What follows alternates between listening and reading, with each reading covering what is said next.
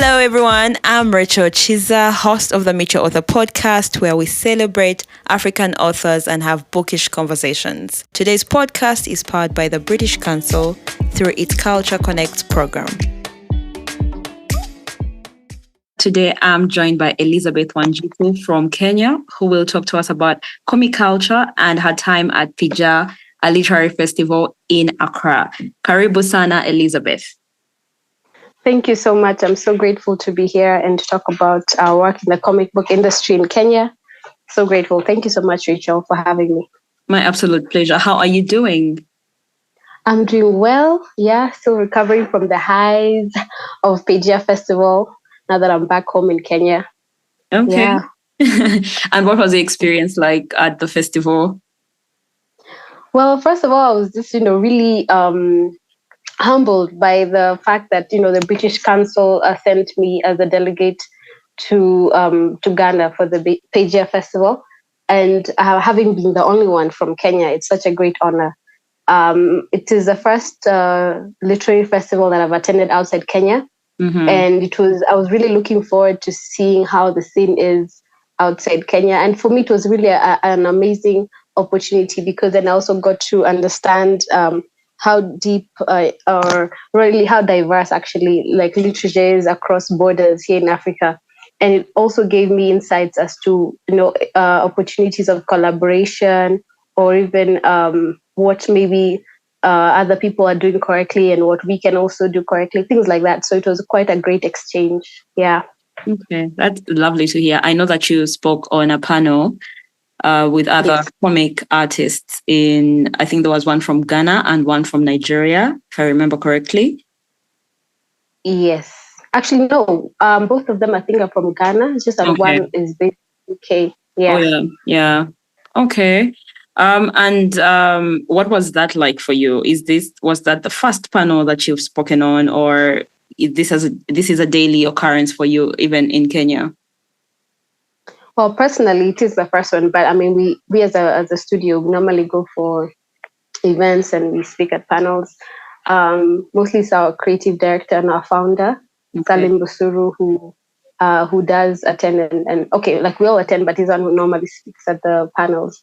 But for this one, it was the first time I've attended where I've also gotten to speak. Okay, yes. Amazing. So talk to us about the publishing house that you're part of in Kenya and what you do with the comics. Well, okay. So I'm part of a comic book publishing house called Avandu Vosi Studios, which means all the people in Luya language. So we have published 9 comic book titles. Basically, what we do with these comic books is that we tell African stories using comic books. We decided to take on this route because of the entertainment value that it offers. Yeah. And also the fact that we are, majorly artists. Personally, I'm not, but, we're majorly artists. So drawing and depicting, illustrating stories is core to our business. But before that, we just wanted to tell stories. So we explored how to tell stories in different formats using video games because, we play video games. And most of these video games, like for example, God of War, we get to learn about the Greek mythology and all that through through such video games. But then now, how do we learn about our own stories through such things? So we decided to just challenge ourselves and create our own game. So the first game we created is called Kade Yule Mtoi Murui. It means Kade is the name of the boy, that naughty child. So it's something like Dennis the Menace of our society. Just a simple boy goes to the village and he just does naughty things. So a lot of adventure. It was an adventure game, and then the reaction was amazing. First of all, there was just a hunger for our own thing. And then we also did animation. We did another animation called Maotero that is free to watch on YouTube. Just a very short animation to just exploring how kids play and stuff like that. So, but we saw that, they're a bit resource demanding. So we decided, let's go, how about we tell the stories using comic books? Because comic books are first of all, faster to produce in terms of you're able to tell the complete story using, for example, one book, as opposed to an animation that is really, it's very time consuming and human resource demanding, and obviously finance demanding. So those are some of the challenges we face. But we really love telling stories using comic books. The reception has also just been equally amazing.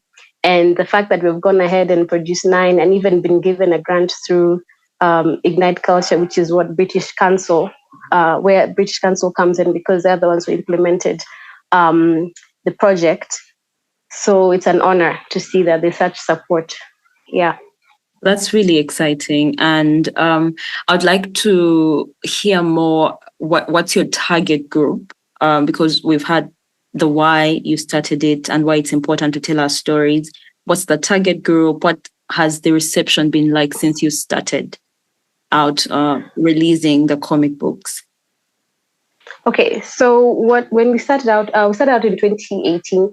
It was actually quite a, how do I say? I don't want to say lucky year, but I would say it was a very good timing, because that's when Black Panther came out. So there was this drive, like, oh, this hunger for, oh my goodness, Black Panther was just like, our own stuff, our own African story. And then now we released our first graphic novel, really, called Rovik. And we just gave it out for free because we wanted to see how people react to comics. Like I said, it was more of like market testing. And I mean, the reception was just, we had like over 2,000 downloads, and people are still demanding, to a point where we actually now had to just print, because it was really just a digital download. And now people wanted to actually buy the physical book. And, it was just, I mean, even till today, it's like a coveted, because it's the first one, so it's like a coveted comic book, which it was more of like fan base, because fan art. Sorry, it was based on the Star Wars universe. Like, what if Star Wars, made an episode or something like that about, in Africa, So we just wanted to see, like, basically merge our own fiction and what we really see out there, and really just tell our own story that way. So to see people's reaction, that gave us so much motivation that the next year, I think it was around February, we produced another comic book called This from Venus, that's based on the Nandi mythology. It's more of a folklore, and we launched it in London, in Los Angeles, in America. And even the reception there was just amazing. Like, people were so refreshed to see something very authentic from Africa, stories that they've never heard of before. So that also proved to us that there's a hunger for something different. So that gave us motivation to continue producing more comic books. And so that's how we've got into the 9 titles that we've had so far. Amazing. Congratulations. 9 titles is no mean feat at all. It is not, Thank you so much. I appreciate it. And in terms of, say, you said some of the books have been published, say, outside Africa, and I'm wondering, how easy is it to then get them back to the continent in terms of the supply chain, the also, what do we call it? The distribution chain too, supply and distribution chain. And have you been able to get the books out, say, in Uganda, in the East African region? Let's start from there. Well, okay, we have not. Okay, let me say, in publishing, we basically distribute, not necessarily publish outside. But okay, so there are 2 main channels that we've used. So we have tried to reach our audiences worldwide, because we have seen that there's a demand also for people outside the continent, and that's what drove our decision to, for example, put our comic books in places like Amazon, because then they'll be able to, distribute to our target audience outside Africa. But our key target audience is Africa, particularly Kenya, as you will see by the kind of stories we tell, because some of them are even in Kiswahili, some of them are in vernacular, like Luya or other tribal languages. So we just do that because, first of all, we want to feed our own people first. I don't know if that's a selfish thing to say, but not at all. Yeah, just naturally, just makes sense that we tell our stories, because when the vision that we have with our companies is, first of all, we want our kids to understand that they need to be confident when they're reading a book. They need to be able to see people who look like them, who talk like them, who basically wear clothes that they wear, brands that they can recognize, whether it's shoes or backpacks, things like that. So that they can also grow up with that kind of confidence that, I'm enough. People who have hair like theirs. So that's why our key target audience with comic books, actually, especially teenagers and above, because then teenagers can also get to understand the concepts, the cultural concepts they're very common. They're common theme in our comic books. So that's our main target audience. Of course, we're also trying to cater to the international audience. That's why, we're going to places like now the PaGya festival, and also soon we'll be going to London to be our first time in Europe. I think, though we have gone there for different occasions, but not necessarily now going for a comic convention. Yeah. That's amazing. I don't know if I've answered your question correctly, yes, but you have. yeah. Yes, you have. I mean, the key point is to keep connecting, right? Whether it's on the continent or outside the continent. And I'm wondering where people can find your work in, say, on the continent, but also outside the continent. Do you have a website where people can buy the book, the e-versions, and read those? Okay, so on our website, you'll see what we have. But for buying, our website has when you click on a particular book, it will link you to the various stores that have our comic book. So we have Nuria. Nuria is an online bookshop. Basically, you get to click the books that you want. They have all our catalog, and then you get to buy. I think they supply particularly in East Africa, but even if you're outside Africa, they're still able to deliver to you. And also on Amazon, we have put the comic books, especially those that are published in English, so that also the international audience can get them as well. All right. So yeah. That's good to know, because the other thing about books published on the continent is accessibility. How do we get everyone to access the work that's being produced? So I'm glad that, there are all these options for you. I don't know if when it comes to comic culture, there's also need for audio production or audiobooks, so with fiction and nonfiction, some of the books are getting there. I mean, okay, I think for comics, more, I understand where you're coming from in terms of now there's this drive for, digitization. Yeah. I think with comic books, what I would say our digitization version is not necessarily audiobooks, but animation or video games. That's our digitization version. Okay. Yeah, because you see, as I mentioned, our work is heavily artistic, right? Yeah.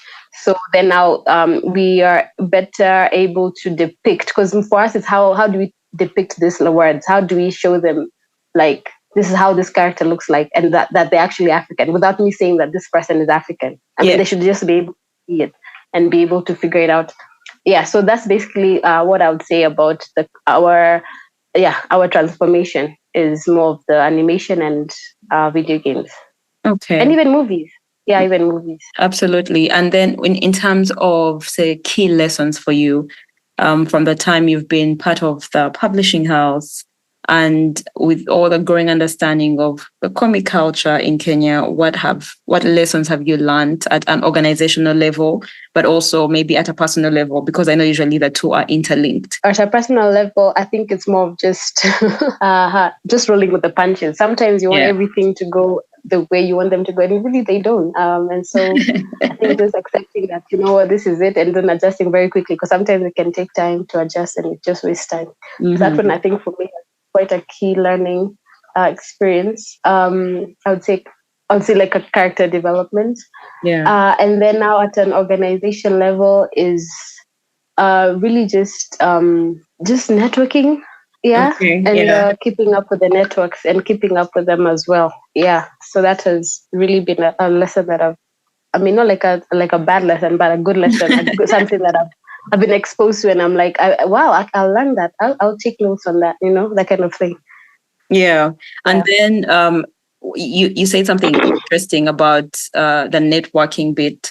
And I want to know, when you went to PaGya, is that something that you're also able to do? And have you been able to make connections that you hope to follow up as an organization?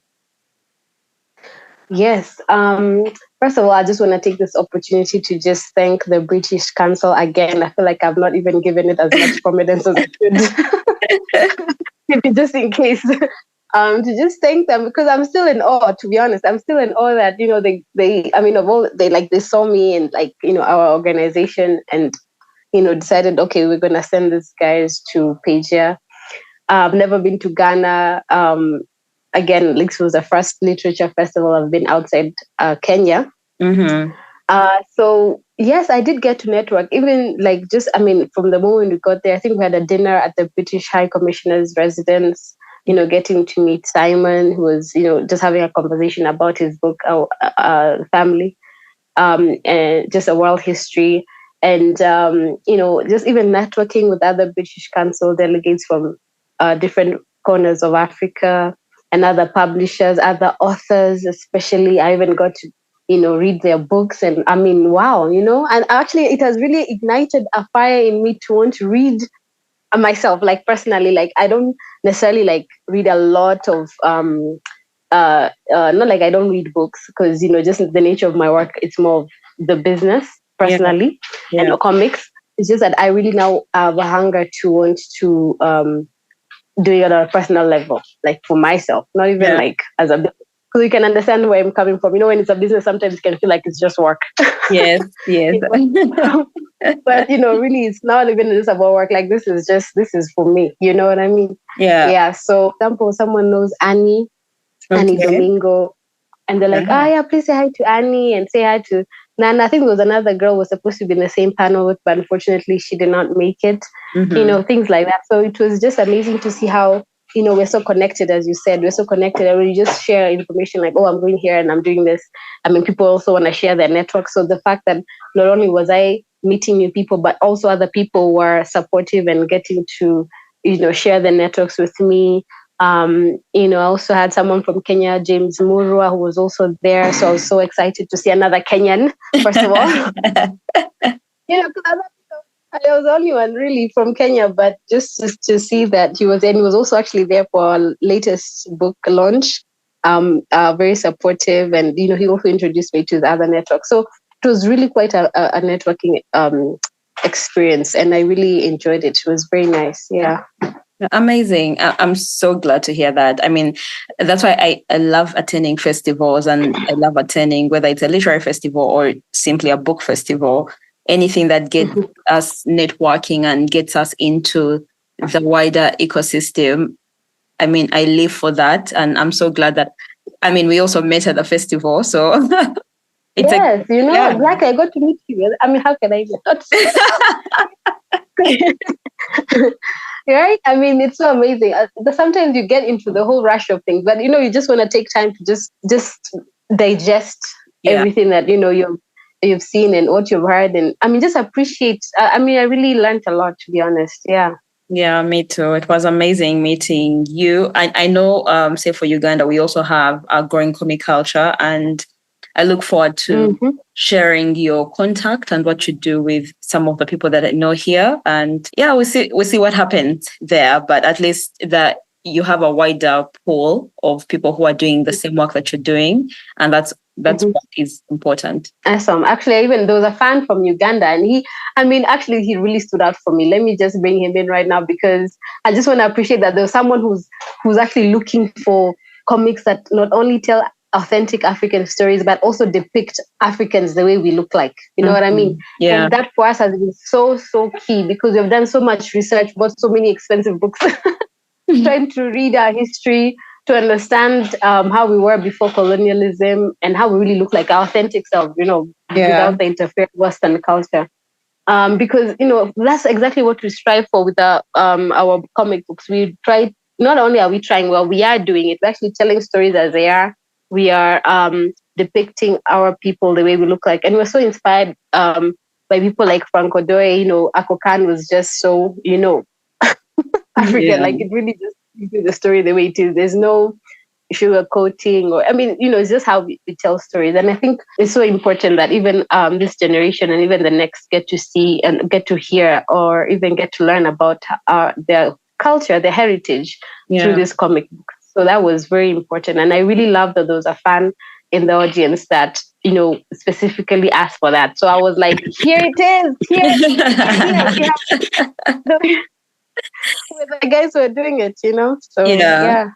Amazing. Thank you so much, Elizabeth, for taking out your time to really just sit with me, and we talk about your experience at PaGya, but also about the work that you're doing in Kenya. And I don't know if you have any parting shots, but where can people find you on social media? What's the name of your website so people can just link up with you and check out the work that you do? Okay, so our website is avandu.co.ke. Our handles are at Avandu. Okay, wait, let me start with Instagram. So Instagram is at avandu.af. And then Facebook is Avandu Vosi. Twitter, it's Avandu Vosi. And TikTok as well as Avandu Vosi. So everything Avandu Vosi except Instagram. Please, again, I'm going to go again. Instagram, it's avandu.af. Yes. Okay, thank you so much. AF just means Africa, just to be clear. Thank you so much, Rachel.